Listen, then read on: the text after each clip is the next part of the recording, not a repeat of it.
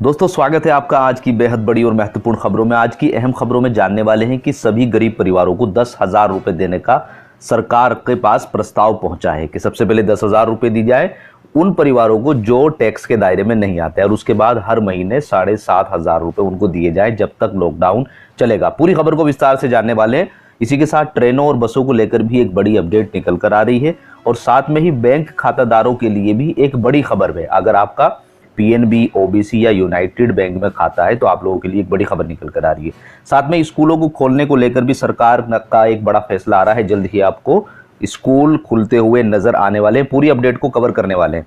प्रवासी मजदूरों को लेकर भी सरकार ने एक बड़ा फैसला लिया है जिसको प्रवासी मजदूरों के विरोधी माना जा रहा है और उसकी आलोचना भी हो रही है। इसी के साथ मोबाइल पर सरकार ने रोक लगाया, प्रतिबंध लगाया और उसके बाद जब आलोचना होने लगी सरकार की तो फिर उस प्रतिबंध को भी वापस ले लिया है। इसको भी पूरी डिटेल में समझने वाले हैं। मौसम को लेकर भी एक बड़ी अपडेट निकल कर आ रही है। तो दोस्तों इन सभी खबरों को डिटेल में जानने वाले हैं। अगर आप हमारी वीडियो को पहली बार देख रहे हैं और सरकार के द्वारा जारी होने वाली सभी स्कीम के बारे में जानना चाहते हैं तो चैनल को सब्सक्राइब जरूर कर लीजिएगा।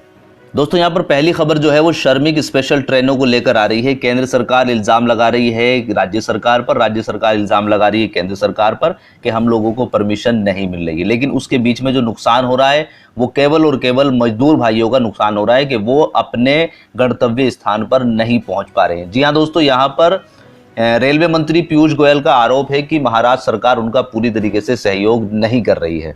तो दोस्तों रेल मंत्री पीयूष गोयल जी का कहना है कि महाराष्ट्र सरकार से उन्होंने 125 ट्रेनों की सूची मांगी थी लेकिन महाराष्ट्र सरकार ने 46 ट्रेनों की सूची दी है जिसमें से 5 ट्रेनें और नहीं चल पाई है तूफान की वजह से जो बंगाल और उड़ीसा जानी थी। तो कुल मिलाकर 41 ट्रेनों को नोटिफाई कर पाई है अभी तक रेल मंत्रालय। वहीं पर दूसरी तरफ महाराष्ट्र के मुख्यमंत्री उद्धव ठाकरे जी का कहना है कि रेल मंत्रालय जो है ना वो पर्याप्त ट्रेन उपलब्ध नहीं करा पा रहा। तो महाराष्ट्र के मुख्यमंत्री उद्धव ठाकरे और रेल मंत्री पीयूष गोयल के बीच तकरार की जो शुरुआत है वो रविवार को उस समय हुई थी जब ठाकरे ने वेबकास्ट के जरिए राज्य की जनता से बात करते हुए कहा था कि रेलवे ने महाराष्ट्र को उसकी मांग के अनुरूप पर्याप्त श्रमिक ट्रेनें उपलब्ध नहीं कराई है। उन्होंने रेलवे को 200 ट्रेनों के लिए श्रमिकों की सूची सौंपने का भी दावा किया था। तो दोस्तों आप देख ही सकते हैं कि यहाँ पर एक राजनीतिक लड़ाई जो है वो शुरू हो गई है। अब देखने की वाली बात यहाँ पर ये होगी कि कब तक इसका हल निकलकर सामने आता है। दोस्तों यहाँ पर अगली अपडेट जो है वो बैंकों के विलय को लेकर है। आपको पता होगा कि कुछ दिन पहले सरकार ने फैसला लिया था कि 10 बैंकों को मर्ज करके उनको एक साथ लेके कंबाइन करके उनका 4 बैंक बनाए जाए। तो यहाँ पर जो एक अपडेट निकल कर आ रही है कि 3 bank, Punjab national bank, oriental bank और यूनाइटेड बैंक ऑफ इंडिया, इनको मर्ज करा गया है और इसको एक नाम दिया गया है पंजाब नेशनल बैंक। कुल मिलाकर ये जो 2 बैंक है आपके ओबीसी वाला और यूनाइटेड बैंक है वो पंजाब में विलुप्त हो गया है। अब जैसे ही ये एक बैंक बना है तो कुछ क्वेश्चन यहाँ पर अराइज हो रहे हैं। भाई जिनका खाता जो है वो ओबीसी में है या यूनाइटेड बैंक में है, अब वो यूजर जो है वो थोड़े से परेशान हो रहे हैं। अब यहाँ पर कस्टमर के द्वारा जो नॉर्मली प्रश्न पूछे जा रहे हैं बैंक से कुछ जवाब दिए हैं। जैसे कि एक क्वेश्चन है कि चेकबुक और पासबुक का क्या होगा जो दूसरे वाले बैंक है। तो यहाँ पर बैंक ने अभी जवाब दिया है कि जब तक कोई ऑफिशियली नोटिफिकेशन हम नहीं निकालते हैं तब तक यही जो पासबुक और चेकबुक है यही आपकी चलने वाली है। इसी के साथ उन्होंने बोला है कि जो अकाउंट में हम पैसे डालने हैं या निकालने हैं तो उसमें IFSC जो कोड है और डेबिट कार्ड के नंबर वगैरह जो है क्या इसमें कुछ बदलाव होगा। तो यहाँ पर भी बैंक ने बताया है कि अभी कोई भी बदलाव नहीं होगा, चाहे आपका ओबीसी बैंक में हो, चाहे आपका पीएनबी में हो, चाहे आपका यूनाइटेड बैंक में हो। एक और बड़ा प्रश्न जो उठ रहा है कि क्या कुछ ब्रांच जो है वो बंद कर दी जाएंगी, जो छोटी ब्रांचें हैं। तो यहाँ पर भी बैंक ने जवाब दिया है कि अभी कोई भी ब्रांच जो है वो बंद नहीं होने वाली है। तो अभी जो संशय बना हुआ है उस संशय को बिल्कुल विराम लगा दिया कि एजुअल जो चल रहा है सिस्टम ऐसे ही चलता रहेगा, बस अब नाम जो है वो पीएनबी रखा जाएगा। आने वाले टाइम में देखते हैं कि मर्ज करने का इनका तरीका किस तरह का होगा। दोस्तों अगली खबर जो है वो स्कूलों को खोलने को लेकर आ रही है कि यहाँ पर पेरेंट्स भी परेशान है कि कब स्कूल खुलेंगे और स्टूडेंट्स भी परेशान है क्योंकि जो बोर्ड क्लासेस में है वो बहुत ज्यादा टेंशन में है कि हम बोर्ड की प्रिपरेशन किस तरीके से कर पाए। आपको पता है कि 16 मार्च से स्कूल बंद है लेकिन अब सरकार ने फैसला लिया है कि जोन वाइज स्कूलों को फिर से खोलने पर विचार चल रहा है।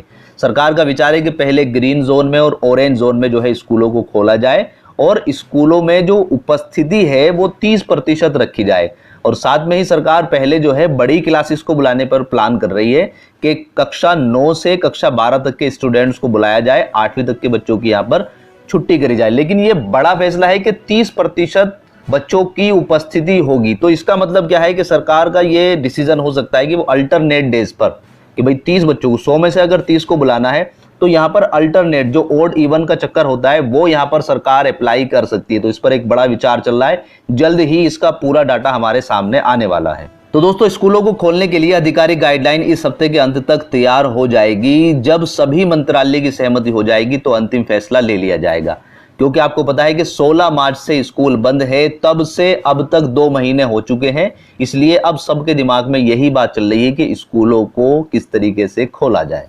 दोस्तों, अगली खबर जो है उसमें विपक्ष ने पक्ष को जो है ना ये बोला है कि इस मुश्किल वक्त में सरकार को चाहिए कि गरीब परिवार जो इनकम टैक्स के दायरे में नहीं आ रहे हैं उन सभी परिवारों को 10-10 हज़ार रुपए की राशि दी जानी चाहिए, उनके बैंक में ट्रांसफर होनी चाहिए। और साथ में ही जब तक ये लॉकडाउन चलेगा तब तक 7,500 रुपए उनके हर मंथ खाते में जाने चाहिए, जिससे वो अपने जीवन यापन को सही प्रकार से व्यतीत कर सके। जी हाँ दोस्तों, यहाँ पर देश में जारी कोरोना वायरस के प्रकोप के बीच कांग्रेस सरकार ने लोगों के खाते में 10,000 रुपए डालने की मांग की है। कांग्रेस की ओर से कहा गया है कि कोविड-19 संकट के चलते लोगों के मुद्दे को उठाने के लिए 28 मई को पार्टी के द्वारा राज्यों में एक ऑनलाइन अभियान चलाया जाएगा। दोस्तों, विपक्ष के द्वारा उठाए गए इस प्रस्ताव पर अभी केंद्र सरकार का जवाब आना बाकी है। क्या केंद्र सरकार राजी होगी कि सभी परिवारों को 10,000 रुपए दिए जाएं जो आयकर दायरे के अंतर्गत नहीं आते हैं? दोस्तों, आपकी क्या राय है? आप कमेंट करके जरूर बताएं।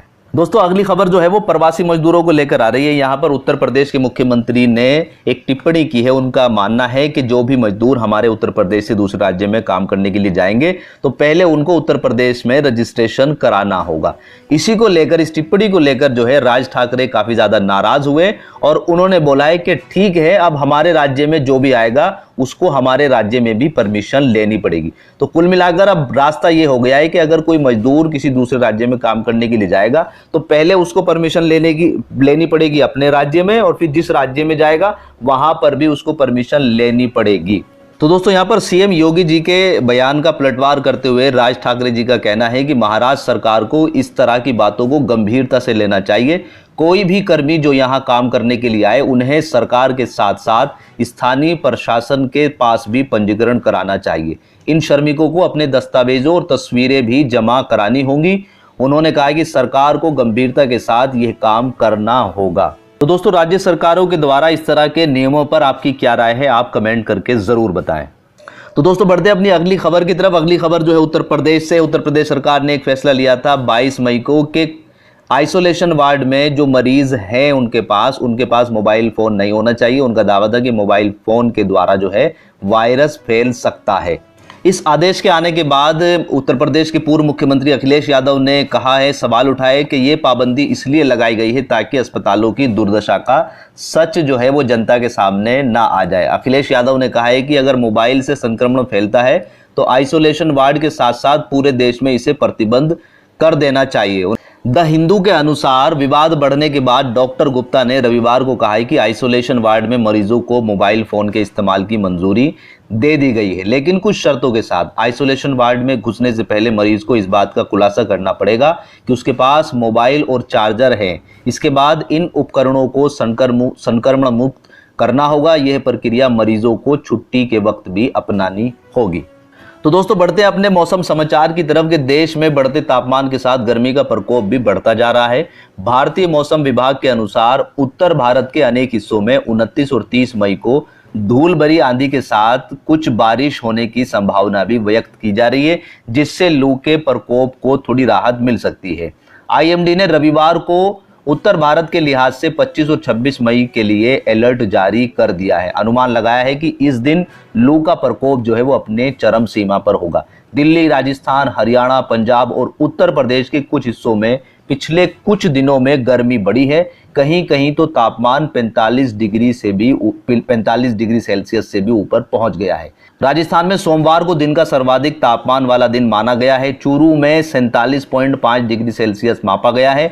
वहीं उत्तर प्रदेश के इलाहाबाद जिले में 46.3 डिग्री सेल्सियस तापमान माना गया है। वहीं राजधानी में अधिकतम 44 डिग्री सेल्सियस दर्ज किया गया है। तो यहाँ पर लू का प्रकोप जो है वो 25 और 26 में ज्यादा बताया जा रहा है मौसम विभाग के अनुसार। तो दोस्तों ये थे आज के कुछ प्रमुख समाचार। उम्मीद करते हैं कि वीडियो आपको पसंद आई होगी। वीडियो पसंद आई है तो लाइक कीजिएगा, शेयर कीजिएगा और अपना ख्याल रखिएगा। इस वीडियो में इतना ही। Bye bye.